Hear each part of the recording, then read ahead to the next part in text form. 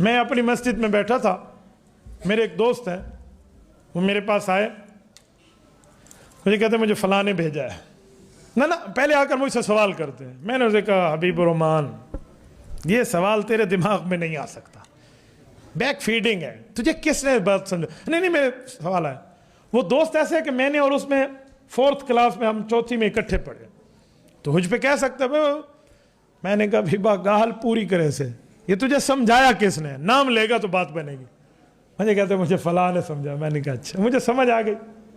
میں نے کہا ڈاکٹر ہوتے ہیں نا، وہ ہاتھ لگاتے ہیں نا نبض پر تو یوں انہیں سمجھ آ جاتا ہے کہ یہ بخار کیوں ہوا ہے، گرمی کا ہے سردی کا ہے، ٹھنڈا ہے گرم ہے، رات کو کیا کھایا تھا کیا نہیں کھایا تھا، انہیں سمجھ آتا. تو میں نے کہا جو ہم سے سوال کرتے ہیں نا، اللہ نے بھی علماء کو نوازا ہے، انہیں بہت اچھی طرح سمجھ آ جاتے ہیں کہ اس کا چینل کس جگہ سے چل رہا ہے. کہتا ہے مجھے فلاں میرا اعلی حدیث دوست ہے، فلاں نام ہے اس کا، اس نے سمجھا. میں نے کہا اچھا اب ذرا سنو. اب سوال پتہ کیا تھا؟ وہ کہہ رہا تھا کہ اپنے یار مفتی عبدالواحد قریش سے جا کر لکھوا لا کہ مکہ مدینہ میں جو کام ہو رہا ہے حق ہو رہا ہے، یہ وہ لکھ دے. تو مجھے کہتے ہیں کہ آپ نہیں مانتے حق ہو رہا ہے؟ میں نے کہا میں تو مانتا ہوں.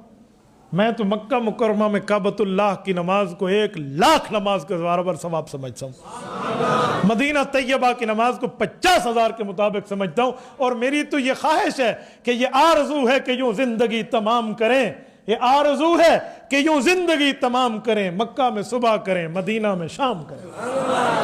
میری تو خواہش ہے. اللہ ہمیں حضور پاک کے روزے کے ارد قبر عطا فرمائے، حضور پاک کی جنت البقیع کی تربت بنائے. اس سے بڑی سعادت کی بات اور کیا ہوگی؟ اس سے بڑی خوش قسمتی کیا ہوگی کہ رسول اللہ کے قبرستان سے اٹھو، کل قیامت میں اللہ کے رسول کے ساتھ کھڑے ہو. حدیث پاک میں رسول اللہ نے فرمایا سب سے پہلے میری قبر قیامت میں شک ہوگی، میں اٹھوں گا، ابو بکر عمر اٹھیں گے، حضرت عیسیٰ علیہ السلام ساتھ اٹھیں گے، پھر جنت البقیع والوں کو اٹھایا جائے گا. پھر میں انتظار کروں گا جنت المعلیٰ قبرستان مکہ مکرمہ کے قبرستان کی، وہ لوگ آئیں گے، پھر ہم سارے مل کر اللہ کے دربار میں حاضر ہوں. اس سے بڑی سعادت اور کیا ہے؟ میں نے کہا میں تو چاہتا ہوں، میں تو وہاں حق سمجھتا ہوں. مجھے کہتا ہے اچھا تو وہاں پر آمین اونچی ہوتی ہے نماز میں؟ میں نے کہا جی ہاں. کہتے ہیں تم آہستہ کیوں کرتے ہو؟ میں نے کہا حبیب الرحمان بات پوری ہو گئی؟ جی. میں نے کہا تو ایسا لکھ دے، اپنے اس دوست کو کہے کہ مکہ مدینہ کے کام حق ہیں، وہ بھی لکھ دے. کہتے وہ تو مانتا ہے. میں نے کہا حبیب الرحمان تیرے سامنے مانتا ہے، یا لے لکھوا لا. اسے کہا مفتی صاحب کہتے ہیں میں لکھ دیتا ہوں وہاں کی آمین حق ہے، لیکن اسے کہو تو لکھ دے کہ وہاں جو کام ہو رہا ہے حق ہے. انہوں نے کہا وہ لکھے گا. میں نے کہا اس کا ابا بھی نہیں لکھے گا، بھولتے ہیں تو مجھے پتا ہے، میں بہت اچھی طرح اندروں دے گون جو اسا مولوی سارے سجاندے ہیں، لکھوا لا. کہتے اچھا.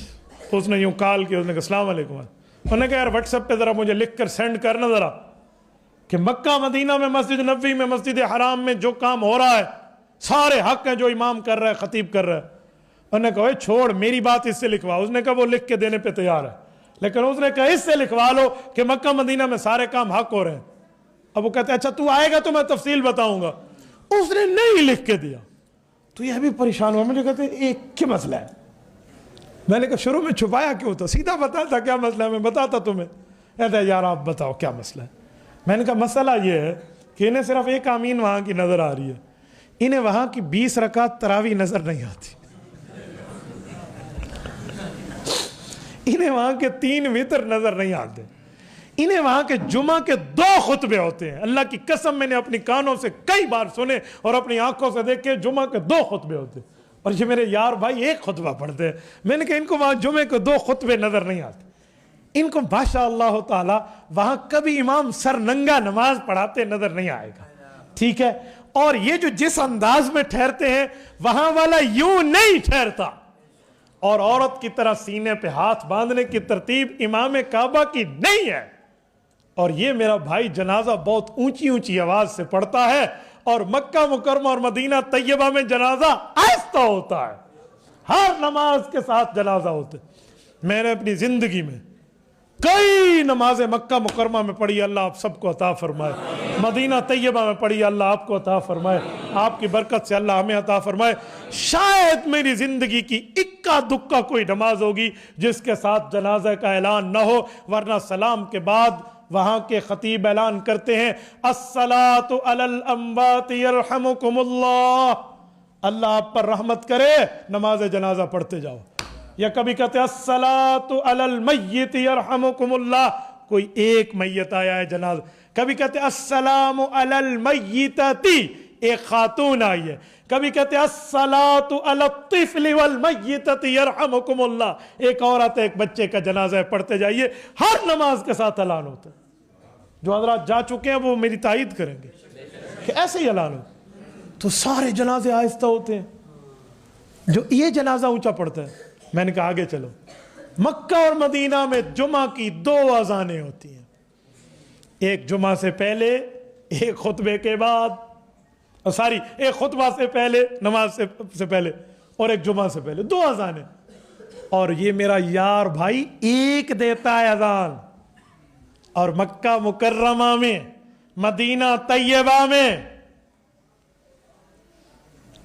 امام حرم مکی، امام حرم مدنی امام احمد ابن حنبل رحمہ اللہ کی تقلید کو ضروری سمجھتا ہے، اور یہ تقلید کو حرام کہتا ہے. اور مدینہ طیبہ میں حضرت امام اعظم ابو حنیفہ رحمہ اللہ کا نام حضور کے روزے کے ساتھ واضح لکھا ہوا ہے.